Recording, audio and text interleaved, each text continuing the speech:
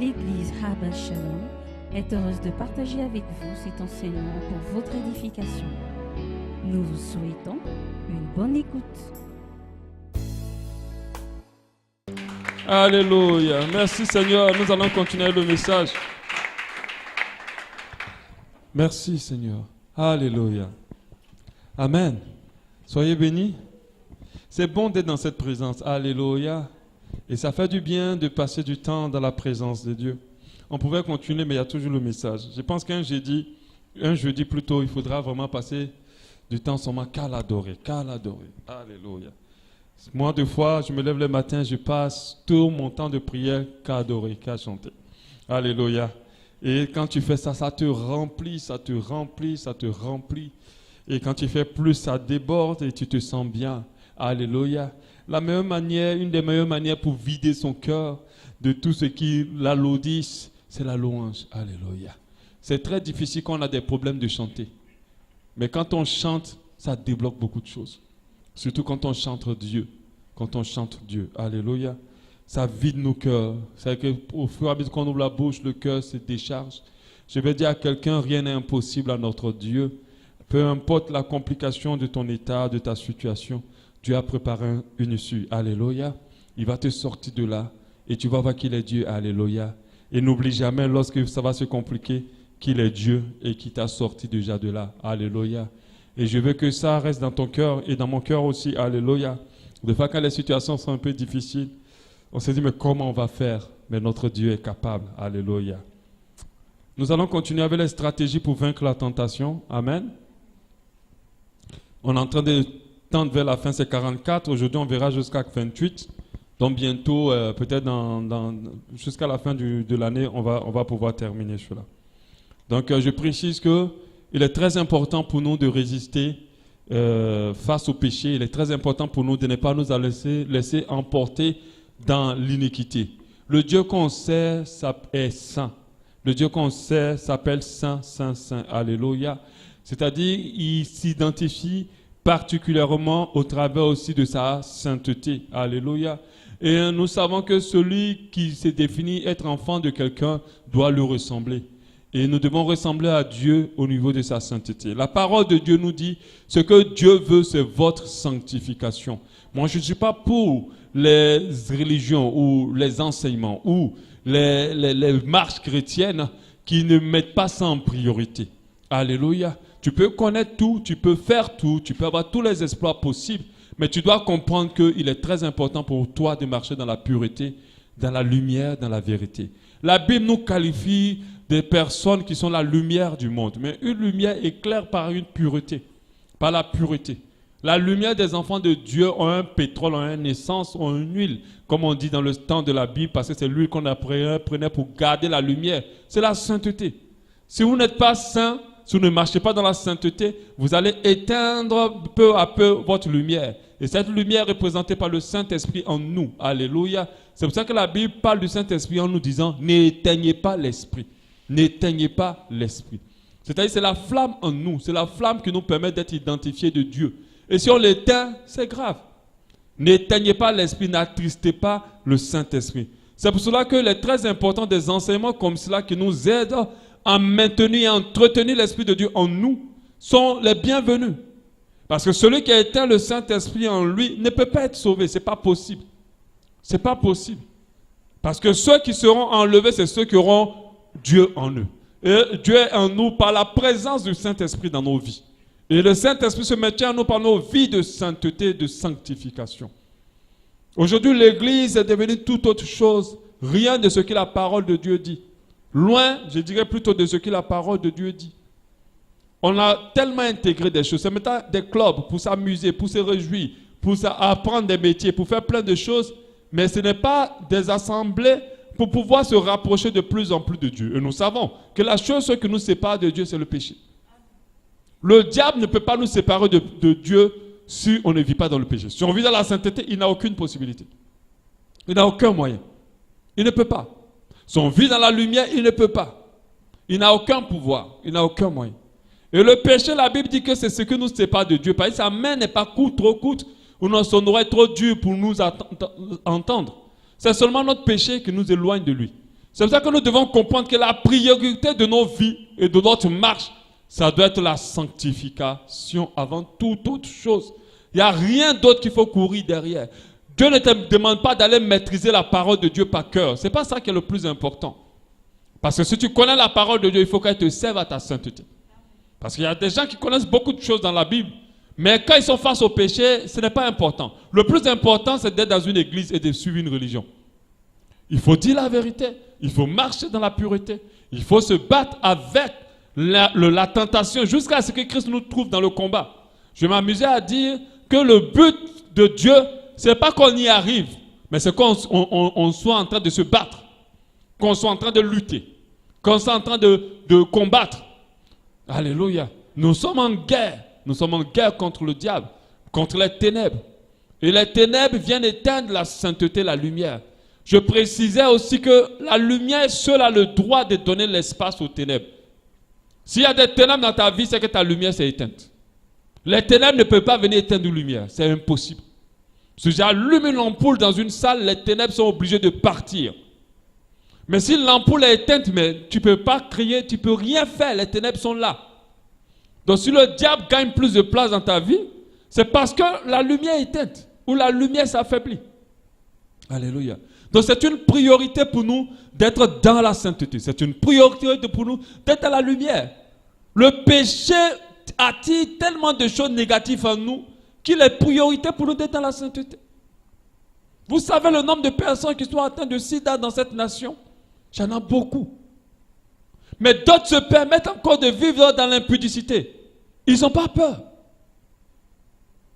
Les préservatifs ne protègent pas. Le sida te donne mystiquement. Mais pour que l'ennemi te le donne, il faut qu'il ait quelque chose en toi. Et cette chose-là, c'est parce que tu es vécu dans le péché.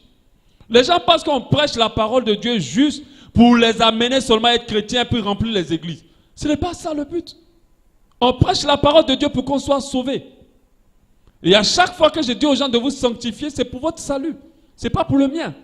Moi, je travaille à mon salut aussi. Et la Bible dit qu'on doit travailler à notre salut de mieux en mieux. De plus en plus. Très, très, très, très, très important. Et si on ne le pense pas dans ce sens-là, le diable gagne de l'espace. Et il fait beaucoup de choses négatives dans la vie. Il s'amuse. J'ai mal de fois de voir les enfants de Dieu souffrir comme les païens. Je vous dis, faites attention. L'argent ne fait pas la différence. L'argent n'enlève pas la souffrance. C'est ce que d'autres n'ont pas compris. Ils se disent que l'argent va enlever la souffrance. L'argent n'enlève pas la souffrance. Tu peux avoir l'argent et être dans toutes les souffrances possibles. Ce qui te donne la véritable paix et un cœur vraiment dans une stabilité et un épanouissement véritable, c'est la relation parfaite avec Dieu. Et cette relation parfaite avec Dieu est conditionnée par notre marche. Si tu ne marches pas bien, avec Dieu et toi, ça ne va pas aller. Si tu es rempli du monde, Dieu et toi, ça ne va pas aller. Qu'est-ce qui te fait pleurer tous les jours? Est-ce parce que tu t'es éloigné de Dieu? Ou est-ce parce que tu n'as pas certaines choses que tu veux? Si c'est parce que tu n'as pas certaines choses que tu veux, tu n'as rien compris. Ce que Dieu veut, c'est qu'on se rapproche de lui et qu'on marche dans la sainteté. Et ça doit être notre priorité. Si on marche dans ce sens-là et qu'on est en harmonie avec Dieu, la paix de Dieu ne peut découler que de nous. Même certaines personnes, lorsqu'on entend allumer le bois pour les brûler à cause de Jésus, ils sont dans la paix. Pendant qu'ils sont en train de brûler leur cœur en paix. Parce qu'ils ont Jésus. Ils l'ont avec lui. Alléluia. Donc je vous encourage vraiment à faire de cela la priorité. Moi, je ne veux pas traîner derrière moi une assemblée religieuse. On veut avoir une assemblée qui se sanctifie, qui a l'image de Christ, à cette image de sa sainteté. Alléluia. Qui a l'image de Christ, à cette image de la vérité. Qui a l'image de Christ, à cette image de l'amour aussi. Parce qu'il faut aimer. L'amour couvre une multitude de péchés. Si tu n'aimes pas ton prochain, tu vas te retrouver dans des choses qui n'honorent pas Dieu. Alléluia. Nous allons continuer avec la stratégie 26. La stratégie 26 nous dit: observe la vie de ceux qui sont tombés dans la tentation et les peines qu'ils ont connues. Observe la vie de ceux qui sont tombés dans la tentation et les peines qu'ils ont connues. Quand nous lisons la Bible n'est pas faite seulement que de victoire. Je m'amusais l'autre fois à dire que certaines personnes prennent, je vais être comme David, je vais être comme David. Mais David a eu des échecs. David a eu un grand échec. David était tombé dans l'adultère. David a beaucoup péché vers la fin de sa relation avec Dieu. Dans la Bible, il n'y a pas que des victoires des serviteurs de Dieu. Il y a aussi les chutes des serviteurs de Dieu. Et quand on voit les chutes, j'en avais parlé une des fois, où je disais que des fois quand tu es face au péché, il faut peser le pour et le contre. Tu te dis, bon, si je pêche, qu'est-ce que je vais obtenir? Si je ne pêche pas, qu'est-ce que je peux subir? Et puis deux fois, ressaisis-toi. À cause d'une petite relation d'adultère, il y a des gens qui ont détruit toute leur vie. Donc il faut comprendre que dans la Bible aussi, il y a des gens qui ont souffert terriblement à cause du péché. Et ces personnes-là, nous ne devons pas lire ces histoires-là juste pour les lire. Les hommes ont tendance à prendre tout le bon côté quand ils veulent ressembler à quelqu'un, à toujours se concentrer sur seulement ce qu'ils veulent obtenir. Mais ils ne tirent pas les leçons des échecs des autres. Nous tous, on a tous la bouche bien aiguisée pour dire que tel a péché. Oh, regarde tel comment il est arrivé. Voilà tel qui est dans telle chose. Regarde comment il a souffert. Mais lorsque nous sommes face au péché, nous nous laissons avoir nous-mêmes. On se laisse emporter dedans. Et ce n'est pas juste, ce n'est pas normal. Dans la Bible, il y a aussi les échecs de certaines personnes comme David, comme Salomon. Les échecs de certaines personnes comme Adam et Ève. Les échecs de Judas. Les échecs de Caïn et de tout ce qu'ils ont subi. Caïn fait partie, après son père, fait partie des personnes qui ont été tentées. Lorsqu'il a été jaloux, il était sérieusement tenté de tuer son frère, il a succombé à la tentation.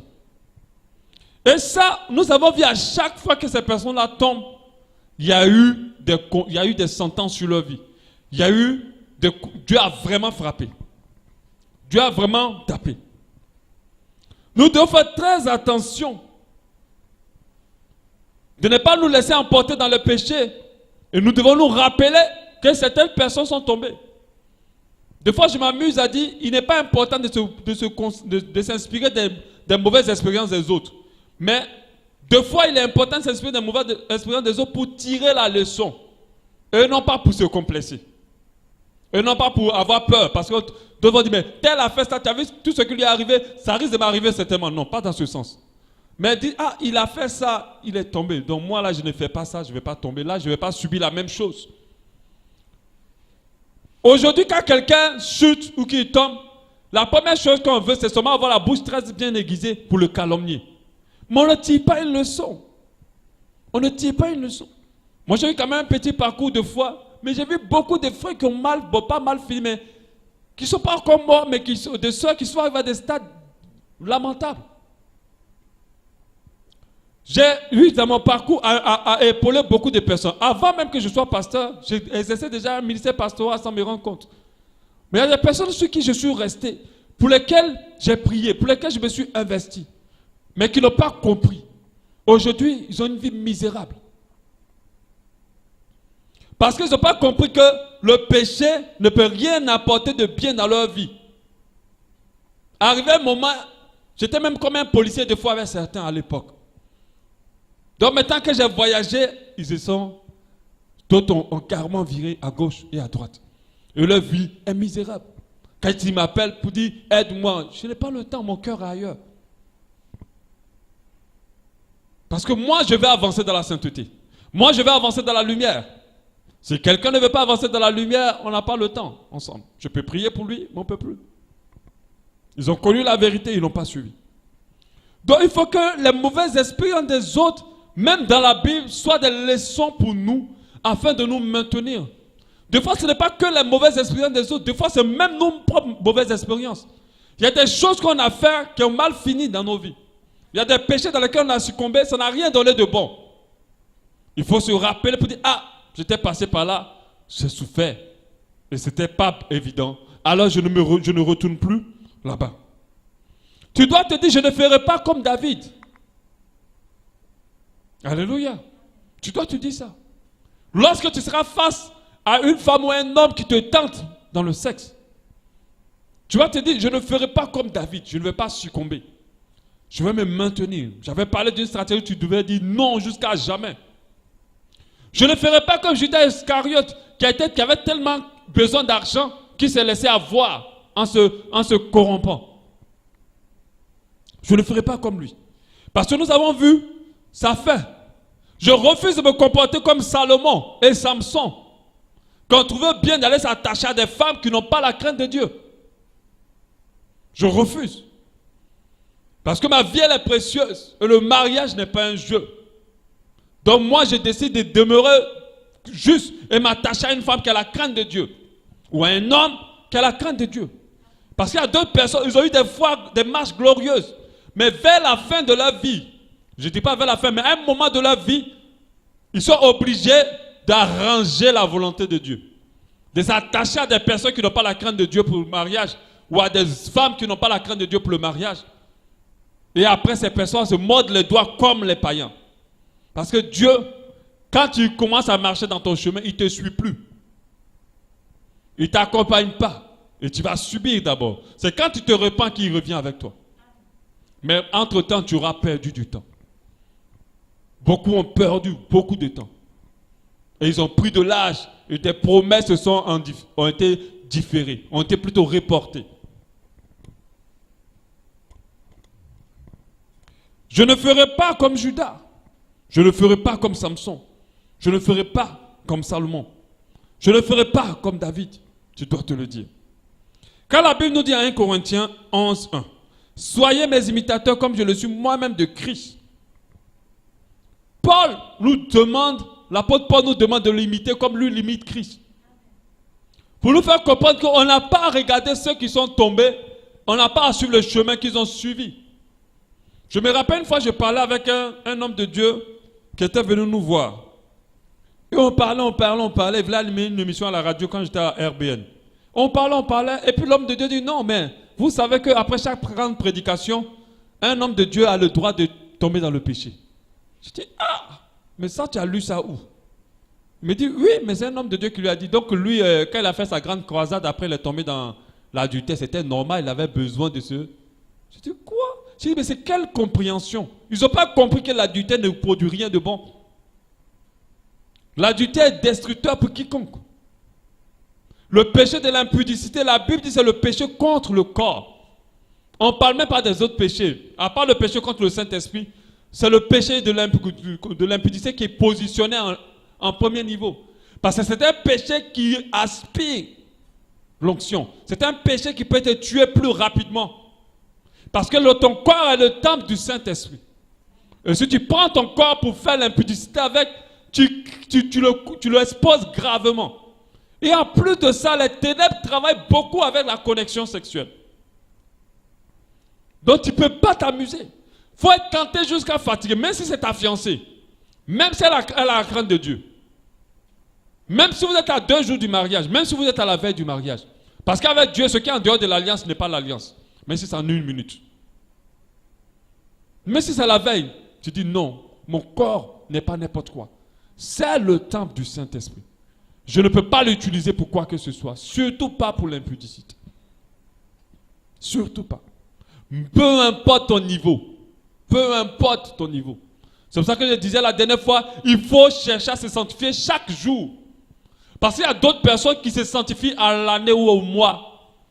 Donc quand ils se sont beaucoup gardés, ils se permettent de temps en temps pour dire, bon, pendant longtemps j'ai résisté, bon, une seule fois en passant. Ils n'ont pas compris qu'une seule fois là, ça peut te rester dans la gorge. Longtemps.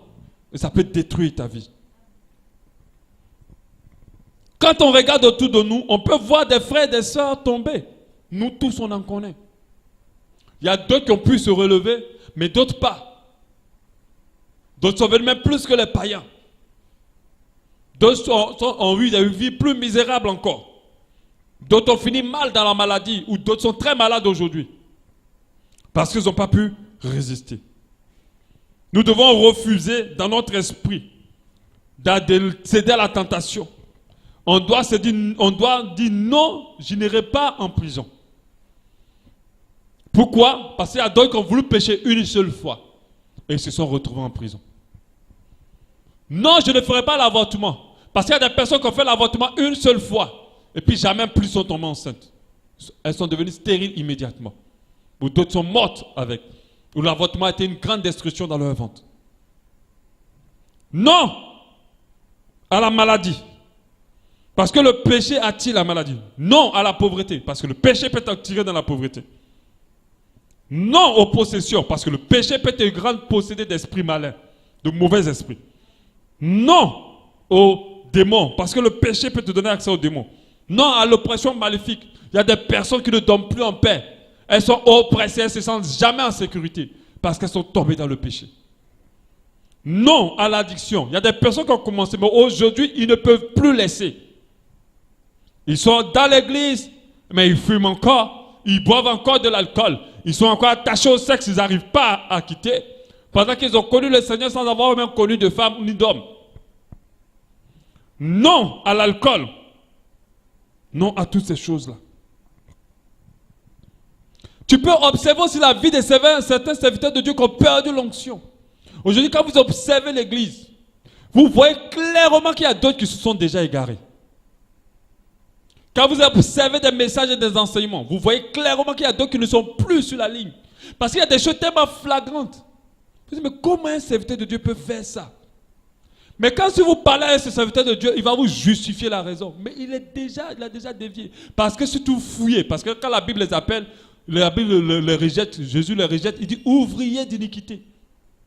Ouvrier d'iniquité. Si tu sais Dieu et que tu vis dans le péché, tu vas forcément te garer. Si tu sais Dieu et que tu es attaché à la cupidité, tu vas forcément te garer. Rien ne va te maintenir dans la voie de Dieu. Parce que quand Dieu m'a expliqué, il m'a dit, le péché, l'égarement est comme un avion qui vole. Vous savez que quand un avion vole, un petit tout seulement le coin, il peut tomber. Il peut se dévier très rapidement. Et nous savons, pour ceux qui ont fait déjà les combats, qui ont fait le taekwondo et tout ça, si quelqu'un court vers toi, il est plus léger. Il suffit seulement que tu fasses quelque chose, tu le mets par terre. Parce que lorsqu'une chose est en vitesse, son poids diminue. C'est ce qui fait que l'avion vole. C'est la même chose pour le ministère et pour la marche. Lorsque tu commences à marcher avec Jésus, surtout quand tu as le niveau du ministère, tu n'as plus la même vitesse comme les gens, les personnes de la foi basique. Donc il suffit seulement d'un peu de dose de péché dans ta vie, tu t'égares sans te rendre compte. Tu sors petit à petit, tu sors de la voie. Et tu es en dedans, tu penses que tu es dans la voie, mais tu ne l'es pas. Lisez la parole de Dieu. Lisez l'évangile. Vous allez voir qu'il y a beaucoup de choses qui se passent qui n'ont rien à voir avec l'évangile. Qui sont juste des clubs, qui sont juste de la religion, qui sont juste de l'idolâtrie. Mais ces hommes de Dieu ne se rendent pas compte en fait. Ils ne se rendent pas compte. Tu dois dire non, je ne peux pas être. C'est pour ça qu'il faut éviter de les critiquer. Il faut prier pour eux. Mais en même temps, il faut dire jamais je deviendrai comme ça. Mais si tu ne veux pas devenir comme ça, alors marche dans la sainteté. Parce que ce qui maintient un ministère, ce n'est pas des heures de prière, des kilomètres de ceci, là. C'est la vie dans la sanctification. Si tu pries pour marcher dans la sanctification, alors c'est bien. Mais ces personnes font des retraites de beaucoup de jours, de beaucoup de trucs, des retraites extraordinaires. Mais elles sont dans le péché. Alléluia. Fais très attention. Tu dois prendre exemple, tu dois bien observer, tu dis non, moi je ne veux pas atteindre cela. Je tire les leçons de cela. Il y a d'autres qui ont fini très très mal, qui sont morts très mal. Je n'ai pas dit que tous les hommes de Dieu qui sont morts mal ont péché. Je ne suis pas dans ce sens. Mais il y a d'autres qui ont fini mal. Leur fin, ils auraient voulu finir peut-être autrement. Mais ils ont fini très très mal. Tu vas dire non, ce n'est pas comme ça que je vais finir. Dans nos vies à tous, Dieu a lié un nombre d'années de vie. Et la seule chose qui peut nous raccourcir ce temps, c'est la vie du péché. La seule chose qui peut te faire mourir avant le temps, c'est la vie du péché. La Bible dit que le péché attire la mort. Ça attire la mort. Si tu vis dans le péché, tu t'exposes à la mort. Parce que lorsqu'il est consommé, c'est la mort maintenant que tu attends. Si tu veux vivre le nombre d'années que Dieu a prévu pour toi, commence à marcher dans la sainteté. Tu vas vivre ce nombre d'années. Et tu mourras seulement quand tu seras rassasié du nombre d'années que Dieu t'a donné. Alléluia. Et non pas avant le temps. Alléluia. Donc tu dois prendre l'exemple d'eux. Tu dois prendre l'exemple d'Adam et d'Ève. de ce qu'ils ont subi, de leur fin difficile, de comment Dieu les a frappés durement. Tu dois prendre l'exemple de Judas, comment il est mort par suicide à cause de la cupidité, à cause de l'argent. Il a été oppressé. Tu dois prendre l'exemple de Samson, qui est mort tragiquement. Ses ennemis l'ont attrapé et il a voulu les tuer, il est mort avec eux. Parce qu'il n'a pas résisté à la tentation de se mettre avec une belle femme qui n'a pas la crainte de Dieu. Juste ça. Tu dois prendre l'exemple de tout cela et tu dois dire, je ne vais pas me laisser avoir. Je ne vais pas me laisser détruire comme eux. Alléluia. Ne te dis pas dans ton cœur que tu es le chouchou de Dieu. Parce qu'il y a d'autres qui se disent ça. Ils se disent que moi, je suis particulier. Dieu m'aime. Quand je pêche, rien ne se passe. Mais faites très attention. La sentence de Dieu deux fois surprend. Faites très attention. Dieu voit tout ce que tu fais. La sentence de Dieu deux fois surprend. Tu as fait 1000 jours de péché, mais tu auras des années de regret. Il ne faut pas t'amuser avec le péché. Sors de là. Je suis le chouchou, non, Dieu m'aime. Il y a d'autres qui se disent que non, jusqu'à ce niveau-là, Dieu peut accepter. Mais fais attention. Dieu n'accepte aucun niveau de péché. Aucun. Aucun type de péché. Il n'accepte aucun. Il est la sainteté incarnée. Il est la sainteté. Les hommes même ont des maisons qui sont clean jusqu'à un point. Mais malgré cela, qui sont sales. Mais comment Dieu lui va accepter la saleté? Même en petite dose. La Bible dit un peu de levain fait lever toute la pâte. Non, ne te sens pas être un chouchou. Il y a des personnes qui se permettent des choses en se disant que Dieu comprend. Dieu m'aime. Je suis particulier. Tu n'es pas seul. Dieu aime tout le monde. Mais sa faveur accompagne ceux qui l'obéissent. Et celles qui l'obéissent. Ce qu'il est en train de faire, là, fais attention. C'est pour ça que la Bible dit que la grâce est trompeuse. C'est la grâce. Au temps de la loi, quand tu pêches, on tape. Au temps de la grâce, on te laisse des chances. Mais vous ne savez pas jusqu'à combien de temps Dieu t'a laissé les chances. Un jour, ça te tombera dessus. Et c'est comme ça qu'on trouve des personnes humiliées. Humiliées. Devant tout le monde. Parce qu'ils ne se sont pas ressaisis à temps. On s'est dit que Dieu comprend. Mais en se donnant des raisons pour te maintenir dedans. Un jour, la honte, ou l'échec, ou même la mort peut te surprendre. Donc, il faut te ressaisir le plus vite possible et ne pas demeurer dedans. Parce qu'il y a des personnes qui se disaient qu'aujourd'hui, je vais juste faire un peu. C'est ce jour-là que tout s'est passé. C'est ce jour-là qu'on les a attrapés. C'est ce jour-là qu'ils ont attrapé le sida. C'est ce jour-là qu'ils ont fait l'accident. C'est ce jour-là qu'ils ont perdu leur travail. Les gens ont volé tous les jours. Mais eux, ils ont essayé de voler un jour. Et c'est ce jour-là qu'on les a attrapés. C'est pour ça que nous devons rester dans la sainteté. Personne n'est un chouchou de Dieu. Dieu nous aime tous. Mais il est plus proche de ceux qui lui obéissent. Il est plus proche de ceux qui l'aiment aussi. Parce que quand tu aimes Dieu, tu fais ce qu'il dit. Et tu accomplis sa parole. Donc ne te laisse pas avoir et arriver à une période où ce sera trop tard. Parce qu'il y a des choses, même si tu arrives à t'en sortir, c'est des choses que tu n'aurais pas voulu vivre en fait. C'est des situations que tu n'aurais même pas voulu avoir dans ta vie. Mais tu ne sais pas comment effacer, ça va te rester dessus. Alléluia. Donc si tu veux vaincre le mal et la tentation, tire des bonnes leçons, des expériences de ceux qui sont tombés. Tire les bonnes leçons, des expériences de ceux qui sont tombés et qui n'ont pas su résister. Dis-toi, je résisterai parce que je ne vais pas subir la même chose qu'eux. Dis-toi à chaque fois que tu es face au péché, peut-être que quelque chose peut m'arriver. Surtout dis-toi que peut-être que quand je vais être dedans, le Seigneur peut arriver. Parce qu'il y a beaucoup de personnes qui ne croient pas au retour de Jésus. Et ces personnes-là, on voit comment elles sont imprudentes avec le péché. Si tu crois au retour de Jésus, alors à chaque moment, à chaque instant, tu dois te dire qu'il revient.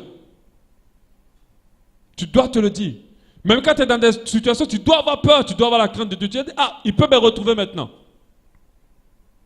Mais quand tu ne crois pas au retour de Jésus, tu peux dire, bon, je fais, je dors, après demain on verra.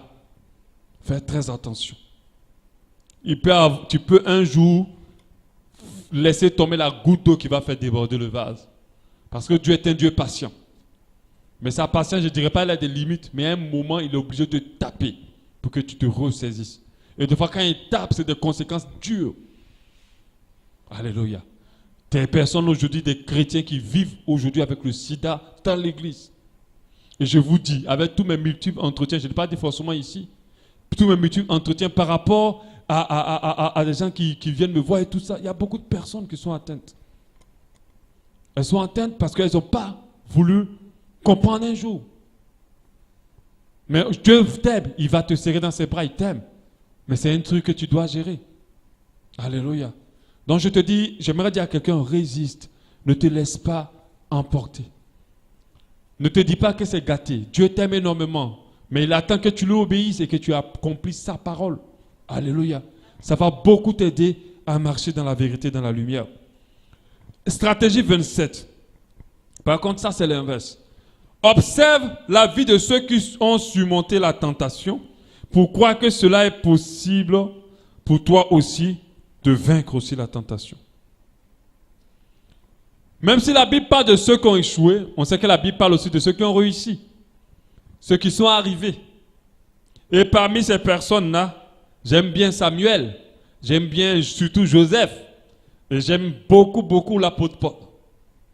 Et bien sûr, au-dessus de tout ça, j'aime Jésus. Alléluia. Parce que la Bible dit qu'il a fait un parcours sans péché. Il n'est même pas tombé une seule fois.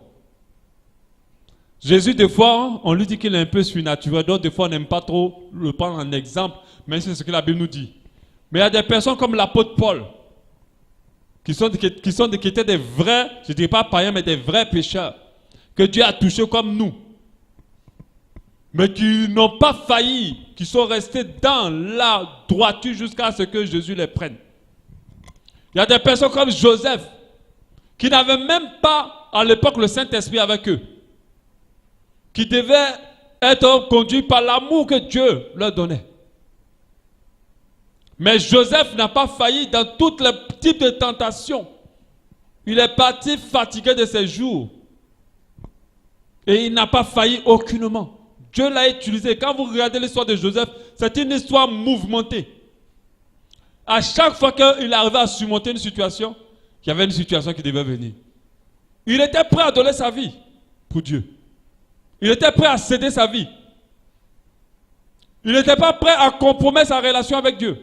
Son amour pour Dieu était tellement grand qu'il n'a failli en rien. Quand vous voyez ces gens de personnes qui étaient jeunes comme nous, vous dites, mais comment ils ont fait? Et on doit prendre l'exemple de lui. Joseph aujourd'hui était tenté par la femme de Potiphar. Aujourd'hui, nous sommes beaucoup tentés. Certains sont tentés par les hommes très riches, très beaux. Certaines femmes. Certains hommes sont tentés par les filles très belles, très riches. De foi chrétienne. Mais dans ce cas, prends exemple de Joseph. Et fuis. Ne reste pas là. Cela va t'aider à y arriver. Quand on voit Samuel, il a eu quand même un bon passage, un bon parcours, même si ses enfants n'ont pas pu tenir le cap. Il a été un exemple, un bon exemple, par rapport à la foi, par rapport à la relation et l'obéissance à Dieu. De nos jours, il y a des chrétiens qui sont des modèles. Alléluia. Il y a des chrétiens qui sont des modèles. C'est vrai qu'on en trouve de moins en moins. Et je ne le dis pas dans le sens de juger les gens, je le dis parce que c'est une réalité. Aujourd'hui, si l'Église est en train de virer autant, c'est parce que les chrétiens qui craignent Dieu se font rares. Les enfants de Dieu qui craignent Dieu se font rares. Les enfants de Dieu qui ont fait de la parole de Dieu le sang de leur vie se font rares. Se font rares. Quand je suis arrivé au Gabon, j'ai été choqué par tellement de choses. Je me dis, mais comment les gens se disent chrétiens et ils sont dans autant de choses comme ça? Rares sont les couples au Gabon ici qui se sont mariés sans chuter. Les couples chrétiens. Rares. Même dans l'église. Rares sont les couples qui ont attendu après le mariage. Il y en a peu. Il n'y a pas de véritable modèle de sainteté, d'intégrité, parce que l'intégrité rentre dans la sainteté. L'intégrité, c'est le fait de ne pas se compromettre, de ne pas se mélanger au monde. C'est de pouvoir être intègre, c'est-à-dire de pouvoir montrer clairement au monde qu'on n'est pas avec eux, au travers de nos vies, au travers de notre témoignage, mais rare. Aujourd'hui, on confond les chrétiens aux hommes du monde par leur habillement, par leur manière d'être, par leurs paroles, par leur rancœur, par leur vengeance, par leur déloyauté, par leur manque de respect. Il y a tout ça. On les confond. Un enfant de Dieu doit se démarquer, pas parce qu'il va dire je suis chrétien. Les gens doivent savoir qu'il est chrétien. À travers son intégrité. Si tu réagis comme le païen, en quoi tu es chrétien? Quand vous regardez Joseph, il n'était pas seulement un modèle en sainteté, mais c'est aussi un modèle en comportement, un modèle en sagesse, un modèle en amour. Ses frères qui l'ont jeté dans le trou. Il y a des chrétiens qui se vengent aujourd'hui. Mais les frères qui l'ont jeté dans le trou, c'est lui qui les a sauvés et il les a aimés. Mais aujourd'hui, il y a des enfants de Dieu qui coupent et qui signent et qui se vengent. De telle sorte que quand tu commences à te sanctifier, tu as l'impression d'être en haut. Ok, tu n'es pas en haut. Quand le Seigneur m'a dit non, ne te compare pas aux gens d'ici, j'ai compris que fais attention. Parce qu'à un moment, ma marche chrétienne a commencé à descendre. Pourquoi? Parce que tu ne trouves pas autour de toi des gens qui comprennent l'importance de l'intégrité, de la sainteté, comme toi tu l'as compris. Les gens sont tellement dans le monde et dans tout ce qu'il a, ils sont tellement dans les émotions et dans toutes ces choses-là, que toi-même tu te dis que bon, j'ai un haut niveau quand même. Mais non, Dieu a dit que chacun a son chemin. On demandera plus à ceux-là qui en a donné plus. Il faut que partout où tu sois, ton niveau de sainteté, de foi et d'intégrité soit élevé. Et qu'on le remarque. Les enfants de Dieu doivent être des modèles les uns pour les autres. La communion fraternelle, quel est l'intérêt de la communion fraternelle? La communion fraternelle, c'est d'être encouragé en regardant la vie des uns et des autres, dans la marche.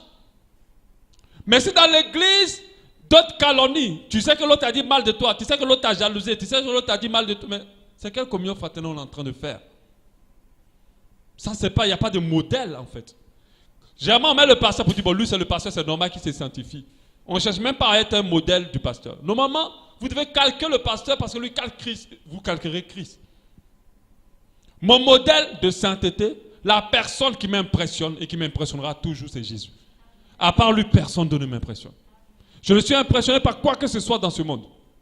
Et je le disais tout le temps, à chaque fois. Même à n'importe qui ait fait 1000 heures de je ne sais pas quoi, de prière ou de jeûne, il ne m'impressionne pas.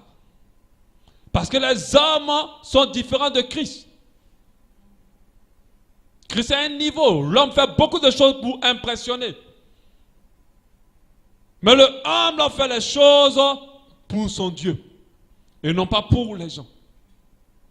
Donc nous avons besoin de nous inspirer de ceux qui ont réussi. Ceux qui sont arrivés.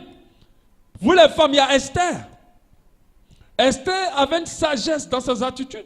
Esther avait un respect pour son mari. Esther avait une certaine sagesse dans son comportement. Elle a compris que pour mener un homme dans un niveau, selon la volonté de Dieu, il ne fallait pas se bagarrer. Il faut prendre un modèle d'Esther. Il faut prendre des modèles, il faut calculer le modèle de Dorcas, qui était la femme généreuse, qui faisait des vêtements pour tout le monde. On doit s'inspirer des modèles aussi bien dans la parole de Dieu, afin de pouvoir tenir dans la sainteté. J'étais beaucoup impressionné par Joseph. Il a vraiment mis la barre très haute. J'avoue que j'aime beaucoup l'apôtre Paul aussi. Quand je lis ses écrits, vraiment, il me plaît beaucoup. Je l'aime énormément. C'est l'une des personnes après Jésus, quand j'aurais vu Jésus, que je chercherai à voir quand j'arriverai au ciel. Alléluia. C'est à quoi son visage reste. Vraiment, c'est un mystère pour moi, l'apôtre Paul. Alléluia. Mais Jésus est encore plus grand mystère parce que lui, voilà. C'est le las en fait, comme on le dit en Côte d'Ivoire. C'est le haut niveau. Alléluia. Il faut regarder ces personnes-là. Il faut prendre modèle d'eux. Moi, je suis impressionné par l'humilité. J'aime énormément l'humilité. Je suis impressionné par l'amour. J'aime énormément l'amour. Alléluia. Je ne suis pas impressionné par une grande église. Non, du tout. Je ne suis pas impressionné par des miracles. Non, du tout. Le diable en fait aussi. Mais le diable ne sait pas aimer. Et le diable n'est pas humble. Il ne sait pas faire ça. Et quand quelqu'un arrive à faire ça, c'est impressionnant. C'est impressionnant de voir quelqu'un aimer. Le diable ne sait pas aimer. Quand tu vois quelqu'un donner sa vie pour les autres, je vous l'avais dit, le livre qui m'avait bousculé pour le ministère et qui m'avait encouragé, ce livre s'appelait « Ils n'ont pas aimé leur vie ». 2 hommes de Dieu, lui et sa femme, ils sont allés dans la forêt Amazonie pour évangéliser des gens. Ils ont vécu toute leur vie, ils ont fait leurs enfants là, ils ont vécu là jusqu'à ce qu'ils meurent dans cette forêt. Aujourd'hui, c'est eux qui ont évangélisé une partie du Brésil. Et les gens ont Jésus dans une partie du Brésil à cause d'eux. Les Indiens, c'est eux qui les ont évangélisés.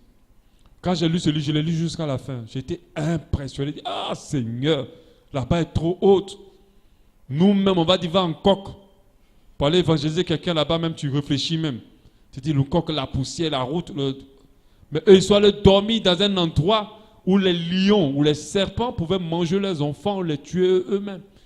Il expliquait même dans le livre qu'il y a une partie, à un moment, les abeilles avaient piqué son fils, son bébé qui était à peine 2-3 ans, dans la forêt. Et à cette époque-là, les Amazoniens mangeaient les gens. Mais tout ça, là, ils n'ont pas regardé. Et le titre, c'est « Ils n'ont pas aimé leur vie ». Tu ne dois pas aimer ta vie. Aujourd'hui, les gens sont très comme ça parce qu'ils aiment trop leur vie. Celui qui cherche à garder sa vie la perdra. Et ça, c'est ça l'évangile. Ce n'est pas tout ce qu'on raconte là dans tous les sens. Pour vous permettre de vous concentrer encore sur les choses du monde et les intérêts des choses du monde. Ils n'ont pas aimé la vie. Et quand j'ai lu ce livre, je l'ai lu il y a longtemps, j'ai été impressionné. Je vais en parler jusqu'à ce que Dieu me prenne. Parce que tellement ça m'a impressionné, jusqu'à aujourd'hui j'en parle. Mais j'ai vu des miracles dans mon parcours de foi. J'en ai vu tellement. Je ne suis pas impressionné, je ne me rappelle même plus. Mais je suis bouleversé par les hommes de Dieu humbles, ou bien par les chrétiens humbles et simples. Je suis bouleversé par les gens qui manifestent la charité. Alléluia. Par des gens qui renoncent à ce qu'ils ont pour aider les autres. Alléluia. Nous devons prendre exemple de toutes ces personnes-là. Nous devons prendre exemple d'eux. Nous devons prendre exemple de tout ce qu'ils ont eu comme vie. Leur vie d'intégrité. Nous devons prendre exemple de tout ce qu'on peut rester debout jusqu'à la fin. Nous devons prendre exemple de tout ce qu'on peut vaincre la tentation. Nous devons nous inspirer d'eux. Et surtout croire que c'est possible d'être sanctifié. Le diable va toujours t'amener à croire que ce n'est pas possible. Mais dès que tu crois que ce n'est pas possible, alors il a eu la victoire sur toi. Tout se passe dans notre conviction, dans notre foi. Si notre foi est basse, alors le diable va nous atteindre de toutes les manières. Quand on a regardé l'histoire de Job, je ne sais pas combien de personnes auraient pu résister. D'autres même seulement, un seul jour seulement, ils ont perdu quelque chose d'important. Ils sont au bout de renoncer à Dieu. Un seul jour, ils n'ont pas pu donner à manger à leurs enfants. Ils ont voulu regarder Dieu vraiment pour dire, toi là, tu es avec moi, pourquoi? Un seul jour. Job en un jour, tous ses enfants sont morts. Tout ce qu'il avait est fini. Et malgré cela, il résistait. Ce n'est pas fini, on lui donne la lèpre, une maladie terrible, une maladie de maladie. Ce n'est pas seulement une maladie simple. En plus d'être une maladie, quand tu as là, c'est que tu es rejeté. Et en plus de ça, encore, c'est une maladie qui fait souffrir. Mais malgré cela, on lui a dit, renonce à Dieu, tu vas mourir, tu souffres trop. Il dit, jamais. Jusqu'à 44 versets, chapitres, il est en train de dire seulement qu'il va rester accroché à Dieu. Et ça, tu dois prendre exemple de cela. Les gens pensent seulement que quand tu as eu la victoire, une fois c'est fini. Non, tu dois persévérer jusqu'à la fin. Nous devons toujours être encouragés à vivre dans la sainteté au travers des témoignages des gens. Surtout au travers du témoignage de Jésus-Christ. Il a vécu toute sa vie sur cette terre sans flancher une seule fois. Sans céder une seule fois. Il est resté dans la pureté jusqu'à la fin. Est-ce qu'il était riche? Non, il n'était pas riche. Est-ce qu'il était milliardaire? Non, il ne l'était pas. Est-ce qu'il avait l'approbation de tout le monde? Non. Donc faites attention, quand le monde commence à vous aimer, c'est que vous avez quelque chose qui est en lui. De lui qui est en vous plutôt. Les gens ne l'aimaient pas. Mais il est mort dans la victoire. Il est ressuscité dans la gloire. Alléluia. La Bible dit en 1 Pierre 2, 20.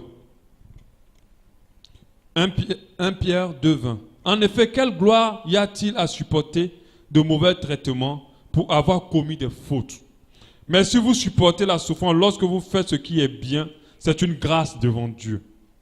Et c'est à cela que vous avez été appelés, parce que Christ aussi a souffert pour vous, vous laissant un exemple. Donc il nous a laissé un modèle, un exemple, afin que vous suiviez ses traces. Alléluia.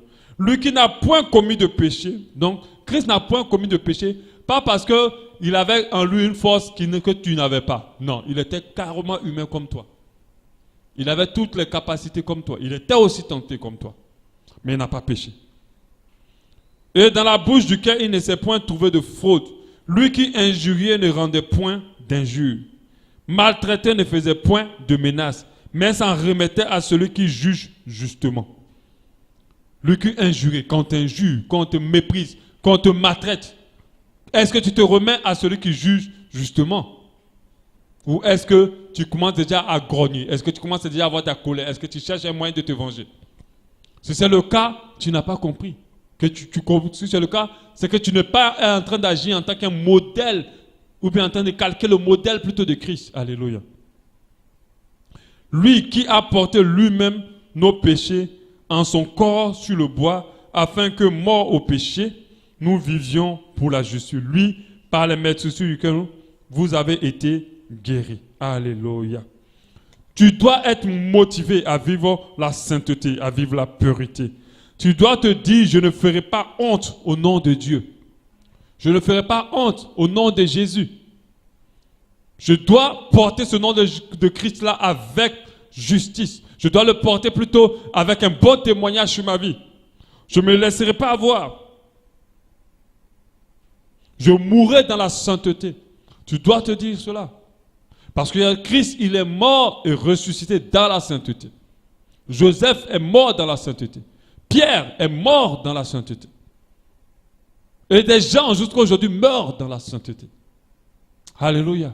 Tu dois te le dire. Je meurs dans la sainteté. Alléluia. On va passer à la stratégie 28. La stratégie 28 dit, reste sur tes gardes après avoir vaincu. Le diable attend toujours une autre occasion favorable. 1 Pierre 5, 8 nous dit, soyez sobres, veillez. Votre adversaire, le diable, rôde comme un lion rugissant, cherchant qui il dévorera. Il ne faut pas agir comme Noé. Noé a réussi à sauver sa vie avec sa famille. Mais lorsqu'il est sorti de l'arche, il a planté la vigne et il s'est enivré au point d'exposer sa nudité. Alléluia. C'est ceux qui font des sanctifications sur des longues périodes qui fonctionnent des fois comme ça. Ils pensent que la sainteté, c'est une histoire de crédit. Tu dis, bon, comme je suis beaucoup sanctifié la semaine passée, cette semaine, je peux me permettre un peu. Tu dois constamment rester sur tes gardes. Parce que le diable ne va jamais te laisser. Ok, il voulait te faire tomber dans l'impudicité. Oui, le monsieur avait t'a dragué, il a tout fait, tu n'as pas cédé, c'est bien. Mais tu ne peux pas continuer à aller manger avec lui au restaurant.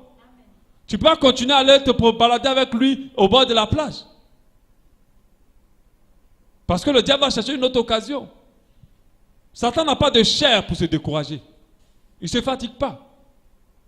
Notre combat, c'est un combat jusqu'à notre mort ou au retour du Seigneur. Ce n'est pas un combat qu'on remporte la victoire puis c'est fini, on est assis. Mais c'est un combat jusqu'à ce que Jésus revienne ou jusqu'à ce qu'on meure. Tant qu'on est vivant, on est en combat contre le diable pour ne pas céder au péché. Donc à chaque fois que tu as la victoire, tu dois redoubler encore plus de fort. Au contraire, la sainteté doit appeler la sainteté dans ta vie. Plus tu te sanctifies, plus tu dois avoir envie de te sanctifier. Ne fais pas le crédit de sainteté. Ne dis pas qu'aujourd'hui je me suis beaucoup gardé, mais demain là, bon, ce soir je peux me permettre un peu quand même. Non. Quand tu fonctionnes comme ça, tu n'es pas sur tes gardes. Il ne faut pas fonctionner comme David. Après toutes ces victoires qu'il a remportées, il est venu tomber dans un petit adultère. Parce qu'il n'était plus sur ses gardes. Il avait tellement de biens, il était tellement riche. Il passait maintenant à admirer son royaume, et puis son palais, et rester tranquillement là, pendant qu'il devait aller continuer à faire la guerre. Il y a des personnes qui font beaucoup de choses quand ils ne sont pas encore arrivés, mais qui s'arrêtent de le faire lorsqu'ils ont atteint un certain niveau. Il y a des personnes qui se sont beaucoup sanctifiées au début de leur foi. Maintenant, quand ils connaissent mieux la parole de Dieu, ils se sanctifient moins. Ils sont peu sur leur garde. Il y a des personnes qui priaient beaucoup au début de leur foi. Maintenant, ils prient assez moins. Parce qu'ils estiment qu'ils connaissent maintenant beaucoup de choses, ça peut aller. Tu dois rester sur tes gardes. Parce que le diable ne te laissera pas. Il rôde comme un lion rugissant. Il cherche un moyen de te faire tomber. Il cherche un moyen de te dévorer. Il cherche un moyen de te faire tomber.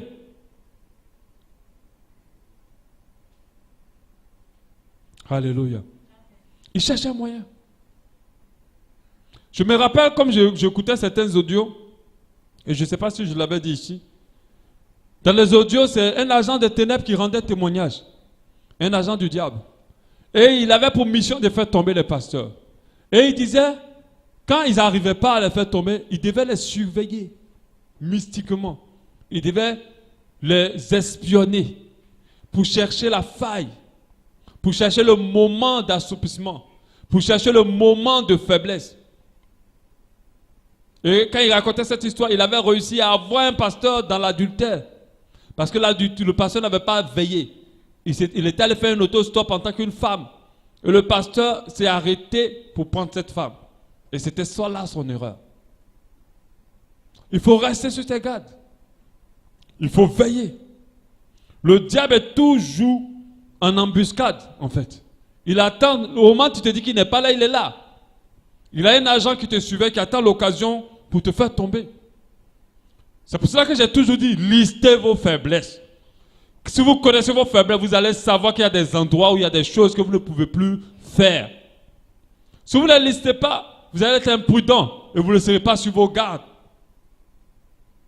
Si tu sais que tu as un problème avec les paroles difficiles, alors réfléchis avant de parler. Si tu sais que tu as un problème avec les calomnies, alors fuis certaines personnes. Moi, il y a des personnes, quand ils veulent passer chez moi, je ne veux pas. Parce que dès qu'elles vont arriver au bureau ou à la maison, ça va partir loin. Donc il faut veiller. Mais vous savez que les calomnies sont des esprits. La calomnie. Des fois, les enfants de Dieu se réunissent. Au lieu de chercher à s'édifier dans la foi, le diable peut lancer un esprit de calomnie. Ils vont parler. Et quand vous parlez maintenant, lui, il se prépare. Il donne des coups sérieux. D'autres disent que c'est lorsqu'on calomnie un homme de Dieu qu'on est maudit. Ce n'est pas seulement lorsqu'on calomnie n'importe qui. N'importe qui. N'importe qui. Il ne faut pas ouvrir la bouche sur n'importe qui. Surtout pas sur les hommes de Dieu parce que eux, ils travaillent pour ton édification. Si quelqu'un te fait du bien, ferme la bouche sur cette personne. Même si elle est mauvaise dans son attitude, ferme la bouche. Et restez sur vos gardes. Soyez prudents. Conscient que le diable est comme un serpent qui attend le bon moment, qui attend juste la petite faiblesse. Pendant que je suis en train de te parler, il y a un truc, un péché avec lequel tu luttes certainement. Il y a une faiblesse avec laquelle tu luttes. Mais tu dois comprendre que même si aujourd'hui tu as la victoire sur cette faiblesse-là, ce n'est pas fini pour Satan. J'ai vu des personnes retourner à leur vomissure complètement et encore plus grave qu'avant. Donc à cause de ça, tu dois veiller. Il ne faut jamais perdre ta concentration. Après avoir vaincu la tentation, il faut rester éveillé. Jésus n'est pas encore revenu, tu n'es pas encore mort, donc reste éveillé. Tu dois toujours tenir tes gardes très haut. Tu dois toujours veiller. Si tu as un problème avec une impulsion, que tu es une femme, tu dois tenir les hommes loin de toi. Si celui qui veut te marier te veut vraiment, il saura t'approcher différemment. N'aie pas peur. Il saura t'approcher. Ne te dis pas que je vais le rater. Tu ne le rateras pas. S'il t'aime vraiment, il n'ira nulle part. Parce qu'il y a d'autres qui disent, mais comment je vais faire ça? Tu vas faire fuir les gens. Mais tu vas avoir une copine autour de toi que le diable va étudier pour dire, mais si tu fais comme ça, comment tu vas avoir un mari? Vaut mieux te comporter comme ça pour te protéger. Mais si un homme est pour toi, il n'ira nulle part. Il fera toute la persévérance possible pour que tu comprennes que c'est lui qui vient de Dieu. Mais si tu détectes qu'il y a quelque chose en lui qui n'est pas en harmonie avec Dieu, alors ferme la porte. Ne laisse pas la porte ouverte. C'est un combat. Et c'est comme la boxe. Ce n'est pas parce que tu as fait tomber l'adversaire une fois que tu dis c'est bon, oh j'ai gagné, tu commences à sauter dans le ring. Dans la boxe, il y a plusieurs rounds. Tant qu'on n'a pas sonné la fin c'est le retour du Seigneur ou c'est ta mort. Tant qu'on n'a pas sonné ça, le match n'est pas fini. Tu dois toujours veiller. Les filles, par exemple, qui se permettent de monter dans le véhicule des autres pour dire je vais te déposer là. Reste sur tes gardes. Ne cède jamais, même si tu souffres qu'il fait très chaud, souffre et reste là. Parce que la seule chose que tu vas faire, peut-être que ce sera un véhicule qui va te conduire dans un truc de crime rituel immédiatement. Reste sur tes gardes. La Bible nous dit en Matthieu 26, 41, veillez et priez, afin que vous ne tombiez dans la tentation. L'esprit est bien disposé, mais la chair est faible. Veiller, c'est de rester sur ses gardes. Si tu as un problème à la calomnie, lorsque tu commences à parler de quelqu'un, tu dis, ah, est-ce que je dis quelque chose de bien? Et calme-toi, ne va pas loin. Évite ça. Si tu as un problème avec la convoitise, alors ne jette jamais le deuxième coup d'œil. Parce que quelqu'un pouvait dire que le premier coup d'œil n'est pas péché, c'est le deuxième qui est péché.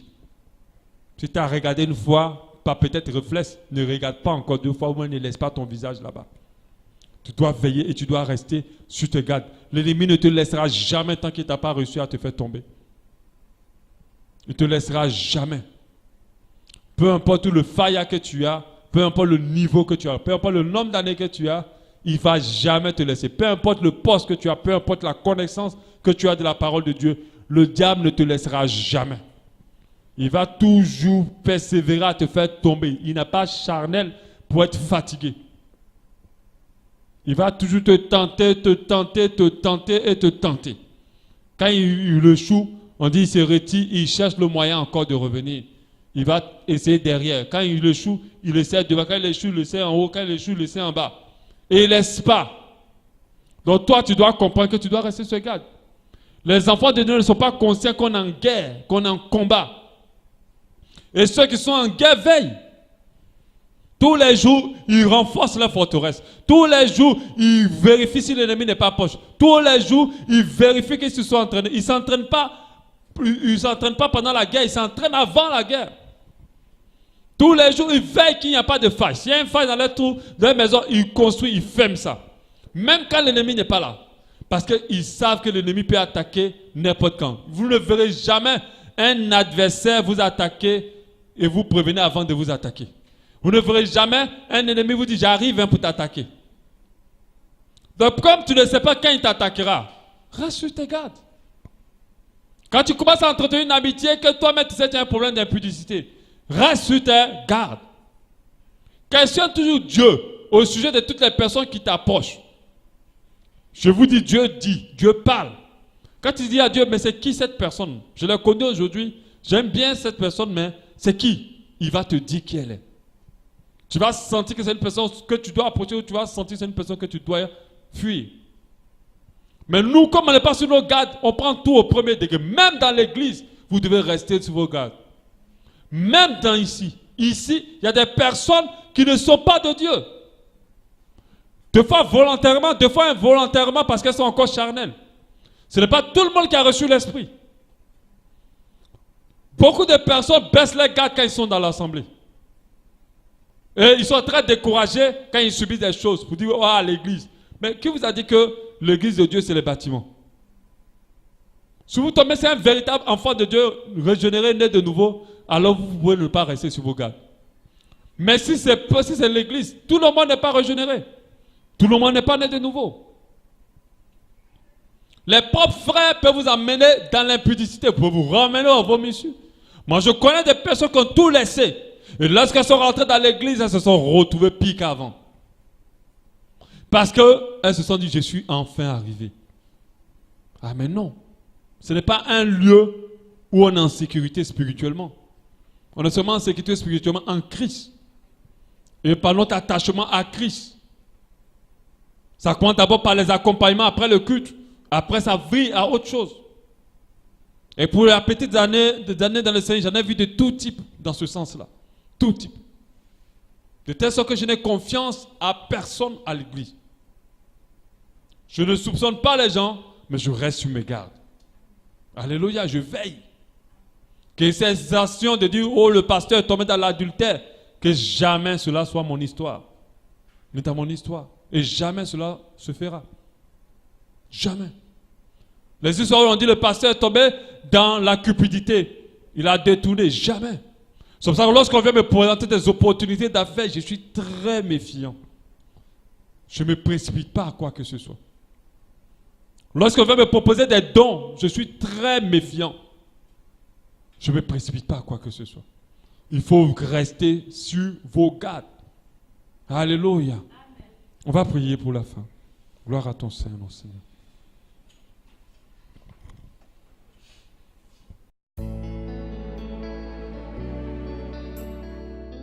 L'Église Abba Shalom remercie le Seigneur pour cet enseignement qui perfectionnera votre foi. Pour plus de renseignements sur notre assemblée, veuillez nous joindre au plus 241 07 93 10 00 ou faites un tour sur notre site internet www.abbashalom.org ou encore visitez notre page Facebook. Abba Shalom, expérimentez l'amour et la paix de Dieu.